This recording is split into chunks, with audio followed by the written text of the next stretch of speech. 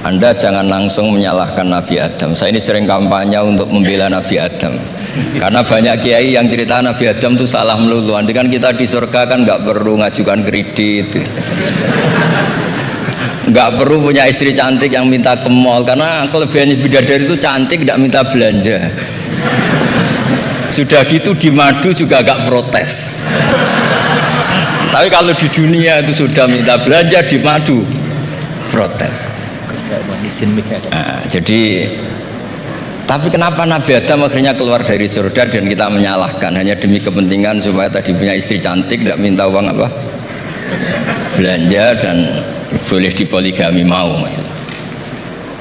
Di konstruksi ayat itu tidak ditampakkan, tapi semua ahli tafsir tahu. Misalnya fadallahuma bihurur, setan menipu Adam dan Hawa dengan curang. Hurur itu nipu. Jadi kalau ngaji nipu itu mulai dulu itu ya gurunya setan itu. Jadi Nabi Adam itu di surga dengan penuh limpahan anugerah. Buah apa saja ada, makanan apa saja ada, enggak bayar. Tempat mewah leg juga enggak bayar. Kalau Anda di hotel leg sedikit aja bayarnya minta ampun. Akhirnya setan itu pura-pura nangis terseduh-seduh. Akhirnya Nabi Adam menghampiri, kenapa kamu nangis? Saya ini iba sama kamu, kasihan. Nikmat yang begini nikmat, pada akhirnya Anda ini mati. Karena Anda manusia, pasti mati. Kasihan sudah senikmat ini kemudian Anda mati.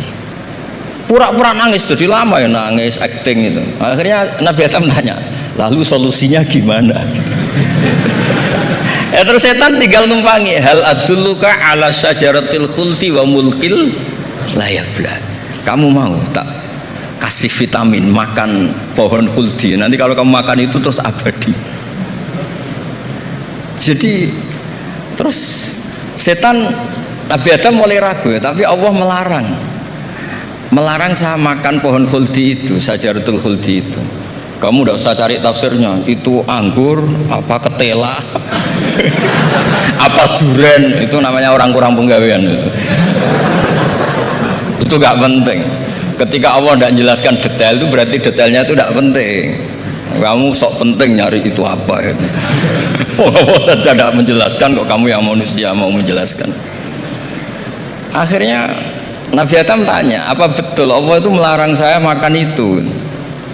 Terus Allah cerita, wa qasamahuma inni lakuma laminan nasihin.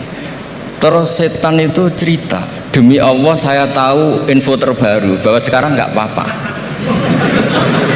Jadi hukum terbaru itu. Singkat cerita Nabi Adam makan. Ketika makan, berarti setan salah karena menipu Nabi Adam, Adam salah karena makan pohon khuldi tadi. Apa yang terjadi?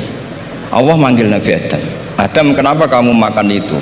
Bukankah pohon-pohon yang lain, buah-buah yang lain itu cukup? Kenapa kamu makan yang saya larang itu? Terus jawab Nabi Adam ini yang unik, yang kita harus bela Nabi Adam ila yaumil qiyamah. Wa izzatika ya Rabbi ma adzunnu anna ahadan yahlifu bika kadiban. Demi kehormatanmu ya Allah, ketika engkau disebut oleh setan, saya tidak pernah mengira ada orang berani mencatut nama engkau kemudian dia bohong. Ketika engkau disebut ya Allah, saya tidak pernah ngira ada orang mencatat nama engkau kemudian dia bohong. Sehingga Allah itu haru sama Nabi Adam. Makanya Nabi Adam itu diusir. Ini meneruskan ayat yang dibaca Mas Majid tadi. Diusir tapi disangoni. Dam, secara prosedur hukum kamu harus saya usir karena kamu melanggar.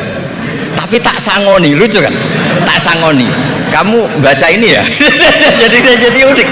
Makanya ayatnya fatalaqqa Adamu mirrabbi, bukan kreasinya Nabi Adam. Kalimat itu bukan kreasi Nabi Adam, tapi hadiah sama Allah. Ini kamu secara laturan tak usir, tapi tak sangoni, ini dibaca nanti. Tapi Nabi Iblis tidak disangoni, karena memang dia penipu betul. Udah gitu akting pura-pura nangis, pura-pura ini itu. Jadi bener-bener penipu ulung. Makanya sekarang pun kalau penipu itu memang harus sopan, harus nangis. Itu cara untuk itu. Karena sanatnya penipuan memang begitu, sanat awalnya memang begitu. Pura-pura nangis terus pura-pura itu. Jadi itu memang cara paling efektif untuk apa? Nipu. Ada sanadnya. Ada sanadnya. Nah, lalu kenapa ada hadis mangqala la ilaha illallah dakhalal jannah? Ini terakhir terus nanti Mas Masdi ngendikan terus doai sekalian. Perintah sebul bed bukan permintaan, perintah. Perintah itu bukan berarti tidak sopan. Memang bahasa Indonesia itu gitu. Permohonan itu mesti diabaikan. Kalau perintah itu agak tegas. Bukan masalah. Jadi begini. Saya ulang lagi konstruksi ya, konstruksi ayat fadallahuma bihurur. Kenapa mangqala la ilaha illallah dakhalal jannah? Itu unik. Kalau kita baca hadis, ada orang itu pendosa, salahnya sudah minta ampun, sama Allah dipanggil. Ini hadis musnad, riwayat Musnad Ahmad dan banyak riwayat yang lain. Dipanggil, fulan kamu kesini. Kamu lihat itu apa? Bok Gusti.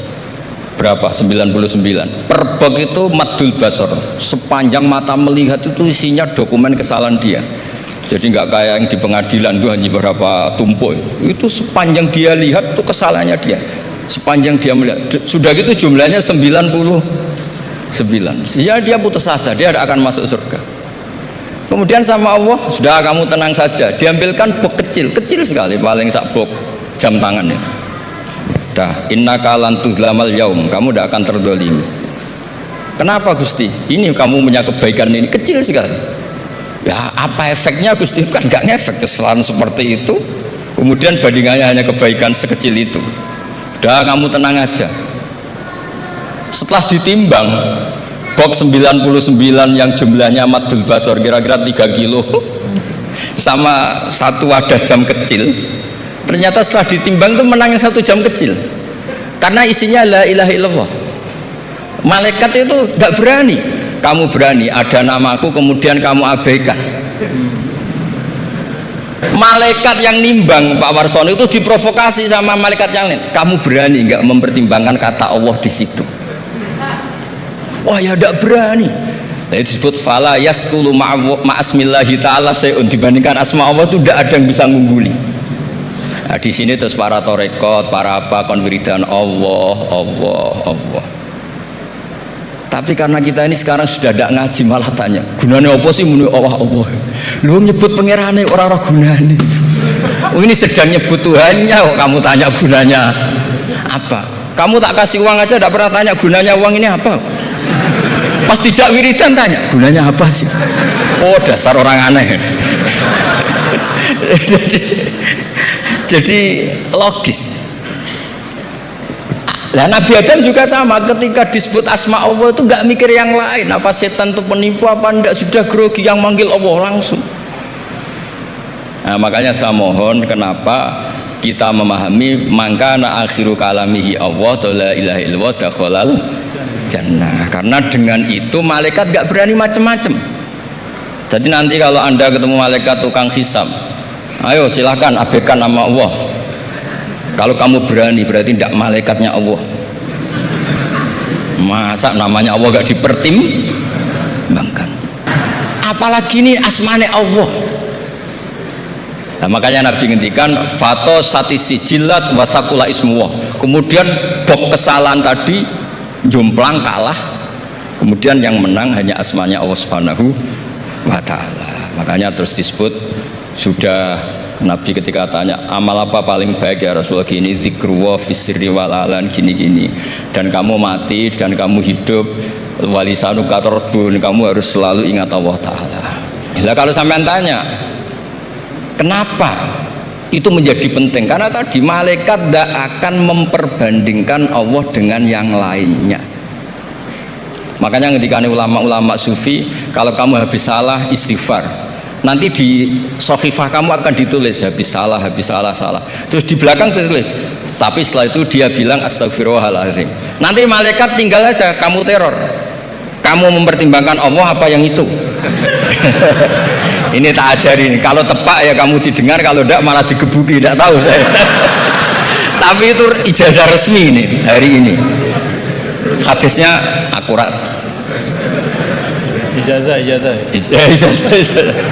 Nggih ngoten mawon kok nak kesuwen kepinteran nyanyi kula. Subhanallahi wa bihamdihi adada khalqihi wa ridha nafsihi wa zinata arsyihi wa midada kalimatihi. Subhanallahi wa bihamdihi adada khalqihi wa ridha nafsihi wa zinata arsyihi wa midada kalimatihi.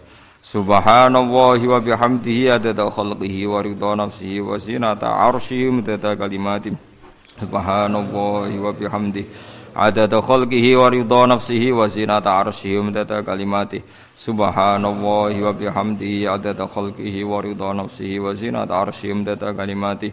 Subhanallahi wa bihamdihi adada khalqihi wa ridha nafsihi wa zinata arsyihi wa midada kalimatihi. Subhanallahi wa bihamdihi adada khalqihi wa ridha nafsihi wa zinata arsyihi wa midada kalimatihi.